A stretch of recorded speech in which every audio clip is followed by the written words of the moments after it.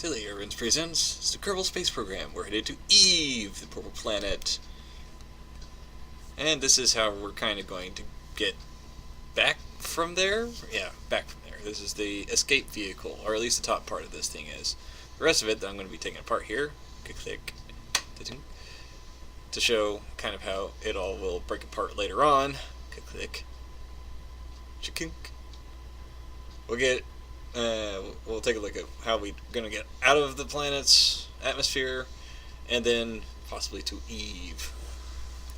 See, I'm looking at, this is the fuel lines that go from the outside to the end, feeding fuel that is burning on all the engines inward. And this is to help maximize how much fuel we burn as we lose weight and as we get rid of sections. And that'll make a little bit more sense when I actually test this darn thing. But first we really do have to make sure we got all of our ducks in order. This is just to get the escape vehicle here out of... What? Ducks in a row. And ducks in a row. Ducks in a route? Think about that. Row your boat. This is our boat. It's going to get us to the stars. Now, first we got to test the darn thing. We saw over there on the right there was the port that the pushers are going to connect to actually get this thing to its destination. Where it's going to land, we're going to put this thing on the ground. This whole thing is going to land, and then we're going to take off from the surface of Eve with hopefully our Kerbal at the helm. And here we go. It's a rocky start. And like with the bigger rocket that we'll see in a minute, we're going to shed weight. What's happening here is that we're burning off fuel at a rapid pace. All of the engines are burning all of the fuel, so the first few engines that we drop are the ones that are basically getting robbed at first, and everything just kind of went a little wonky here. And then, alright, continuing on, upward, outward, just keep on shedding weight and burning fuel.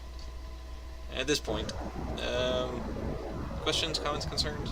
I've been talking way too fast.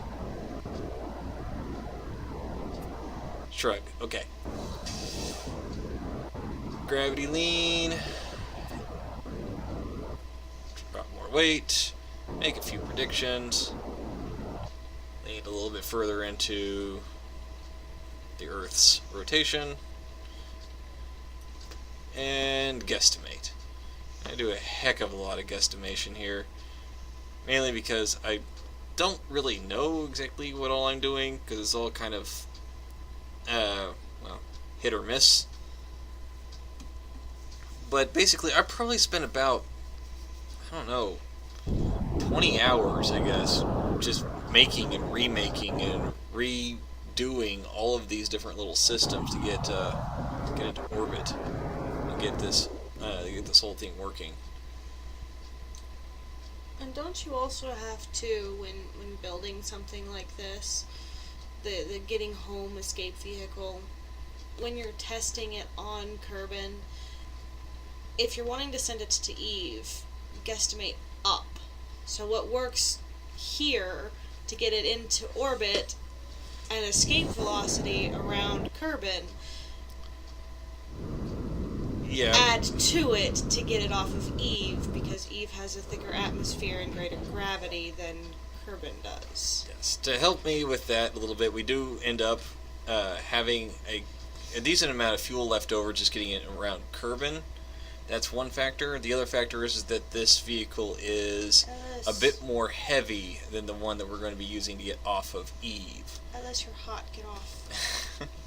This one still has all of its parachutes intact, and it also has an added-on module on top with extra engines and stuff like that. Basically just a heck of a lot of dead weight. With the actual lander that we're going to be putting on the surface of that planet, it's going to not have all of these different little things on here. We're going to get rid of the pointy bit there at the end on the top, and there will just be a Kerbal sitting in a single seat that is like completely bare bones. And he's just going to ride that all the way out of the atmosphere. Now here we're going to be getting the whole system into orbit with trying to use as little fuel as possible of the landing unit there, the escape vehicle at the top. And it's really choppy here. We're going to speed it up because this thing has over 500 parts that all have physics calculations being currently done to them. Tons of physics. And so my computer, as beastly as it can be, it just does not have the ability to keep up with Kerbal Space Program with such a complicated flight here.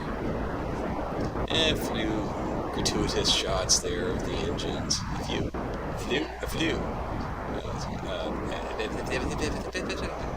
Okay, we're definitely have to have a gag reel or something on this.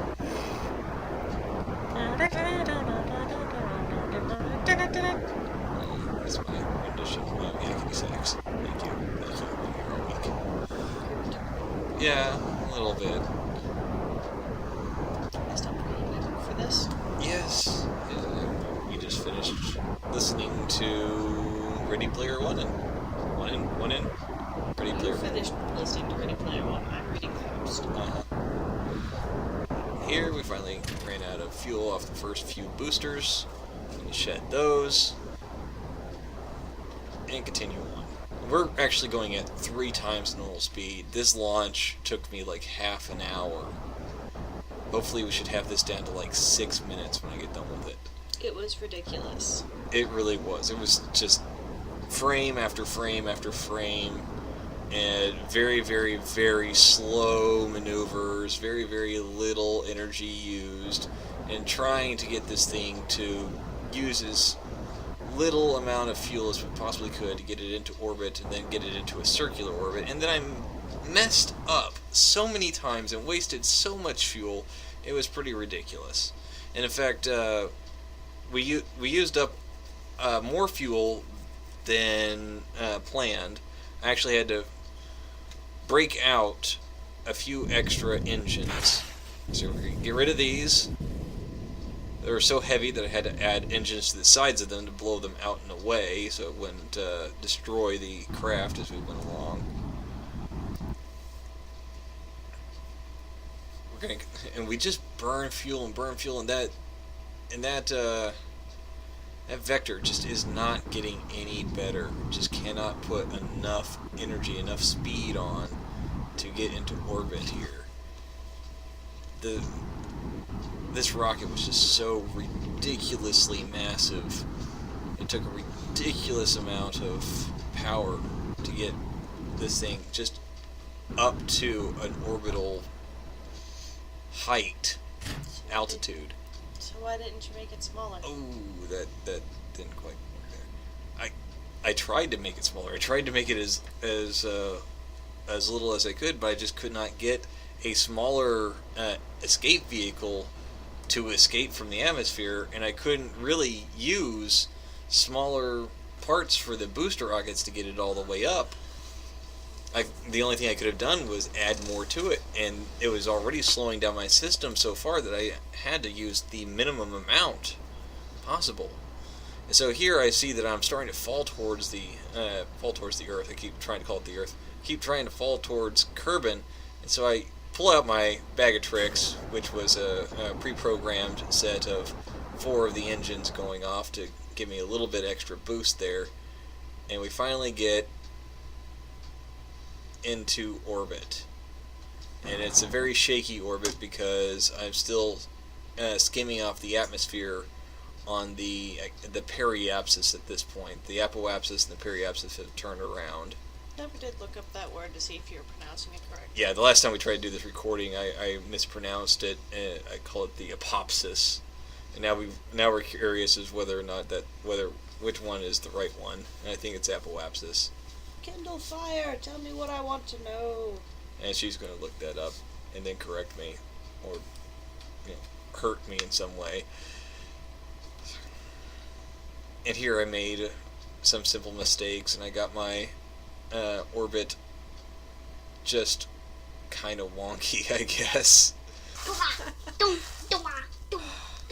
Hi, baby. This is Joshua. Another reason why I shouldn't be using curious phrases. What are you saying? I don't know.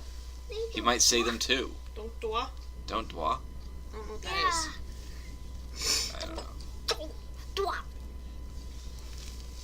He's 4. He doesn't quite speak English yet.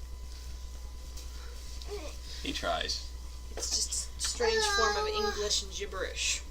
Thank you. Alright, so we're spinning around. We're trying to just use what kind of fuel we can to make this at least a semicircular orbit. Why? What? You have. So earlier I pulled out my little secret stash of energy by using the small rockets on the escape vehicle itself to get the last little bits of thrust that we needed to stay in orbit. That was a last-minute desperation attempt there, but I had keyed it in early because I thought I might need that. Gee, baby. And here I make a few mistakes, hitting the wrong buttons. I keep hitting shift, which causes it to,